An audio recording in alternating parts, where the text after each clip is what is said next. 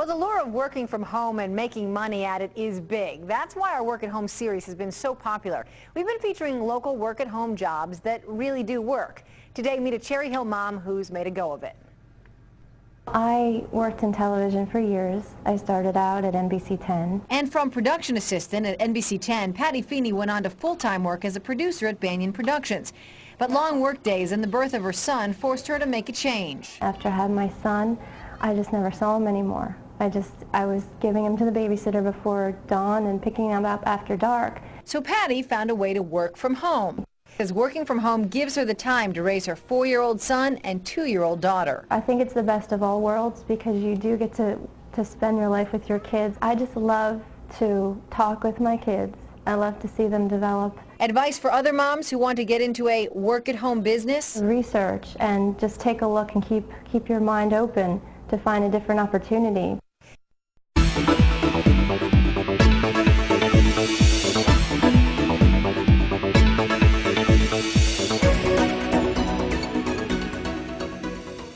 Hi, my name's PJ, and welcome to our short presentation. Have you ever wondered how the rich keep getting richer while broke people stay broke and the middle class seems to be shrinking? Well, this isn't nearly as mysterious as it may appear when you examine the specific differences in how broke people, the middle class, and the rich spend their money. Now, this is such a simple concept, yet so profound, it nearly knocked me out of my chair when I finally understood it. I'm going to show you exactly how the rich spend their money, and you can evaluate for yourself why they keep getting richer and the broke keep getting broker, and why the middle class remains so stressed out. Now, to get started, I'd like to review some financial terms we'll be using during this presentation. The terms that you need to be familiar with are cash flow, which means money you bring in, expenses, which means money you spend, assets. Now, this is the most confusing one. You're probably familiar with the traditional definition of an asset, which is something you own or have equity in. However, back in the 1990s, Robert Kiyosaki introduced us to a new definition of an asset in his groundbreaking Rich Dad, Poor Dad series of books. Robert taught us that an asset is something that pays you, and that's the definition we'll be using here. Liabilities is the last term, and it's defined as things that cost you money. As an example, a house is typically viewed as an asset, but can it actually be a liability? Yes, with our revised definition, anything that costs you money is a liability, not an asset. If you have a mortgage, your house is an asset to your banker because it pays him or her every month. But could a house also be considered an asset to you? Yes, in the right circumstances it could, when it pays you money. Let's say you buy a house and you rent it out, and it paid you a positive cash flow every month after all expenses. That would then be considered an asset. Now, one more time with the terms, just to be very clear before we continue. Cash flow is money you make. Expenses, that's money you spend. An asset pays you, and a liability costs you. Now let's take a look at how broke people spend their money. Now, when I say broke people, I'm not referring to the destitute. I'm speaking about that large portion of our society that lives from paycheck to paycheck and who never seem to have any money. In fact, most times there's more month left at the end of their money, and I'm sure many of you can relate to that group. On payday, broke people buy what I'm going to call stuff. Well, what's stuff? Well, that's inexpensive things that people buy that they don't really need to survive. You go into someone's house and you can't find any counter or tabletop space in the whole house because of all the stuff on it. Their house and their cars are full and cluttered with stuff. Well, where do they get all this stuff? They buy it at the flea market, at the garage sale, at the dollar store, at the craft show. So cash flow comes in and then it goes straight out the expense column to buy stuff. You see, broke people never really educate themselves on assets and liabilities.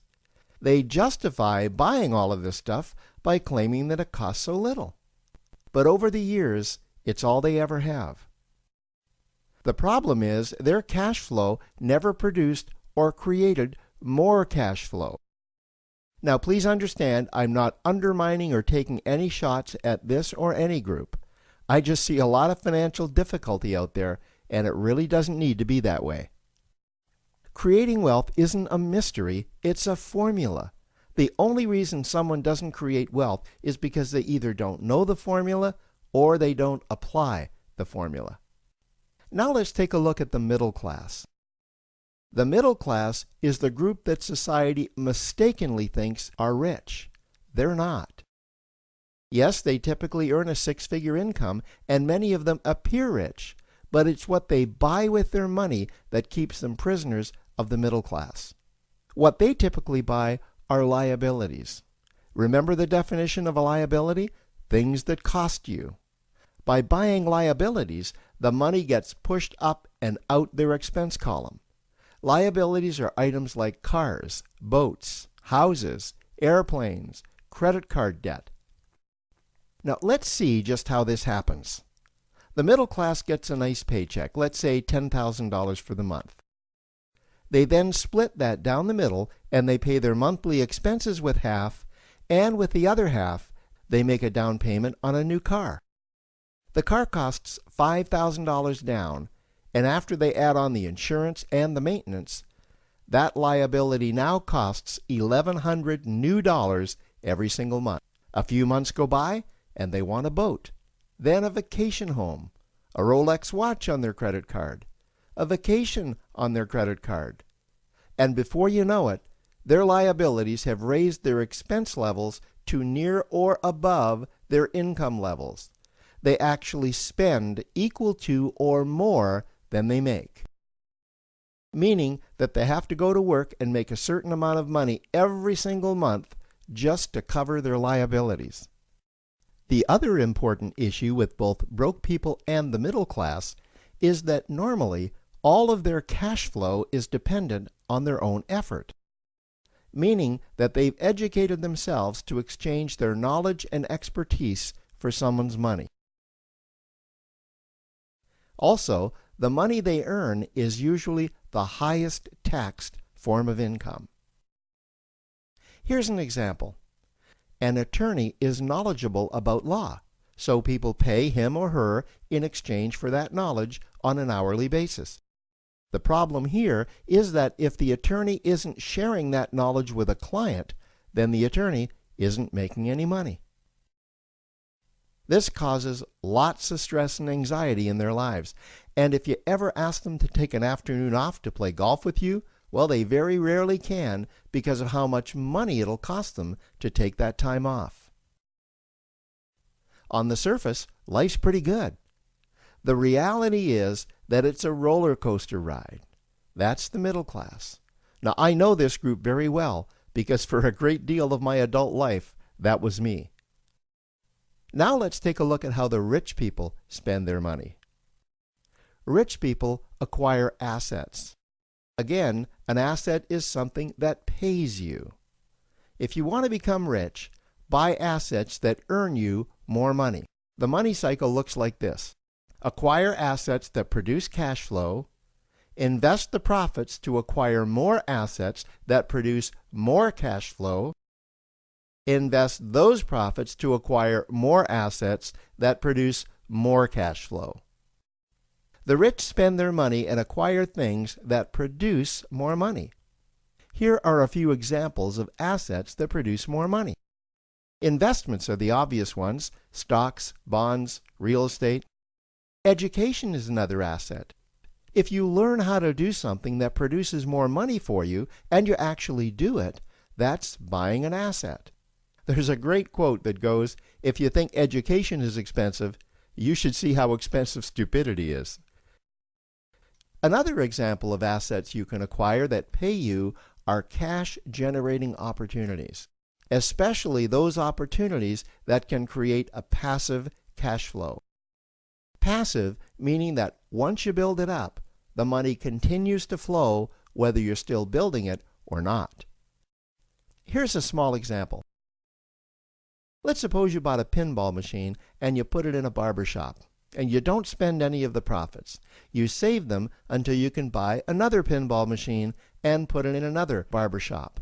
This, by the way, was Warren Buffett's first business.